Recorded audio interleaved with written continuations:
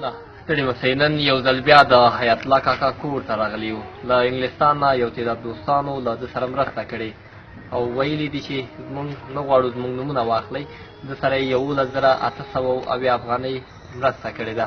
راځئ دا ده ته ورکوو او د ده خبرې اورو.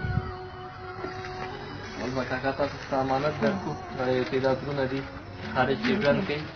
دوی دغه پیسې د 10,000 1 2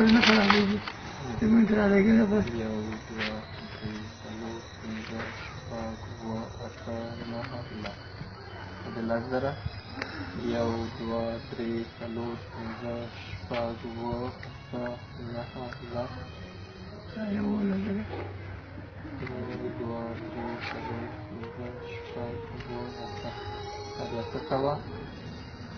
6 او دوستانو چې کومک در سره کړی کوم دوستان موږ سره کومک کړی، الله تعالی د هغوی سره کومک وکړي. خدای پاک پروردګار د هغه دنیا او دا دنیا ګل ګلزار ورته ولري. الله تعالی دې نه خرابوي او نه دا کړي. ما مسکین باندې دوی کومک ما سره کړی، الله دې دوی سره کومک وکړي. بس هر بېوزله انسان سره مرسته کول د انسانیت حکم دی. راځئ هر انسان چې مرستې ته اړتیا لري د خپل وس په اندازه ورسره بې غرضه مرسته وکړئ.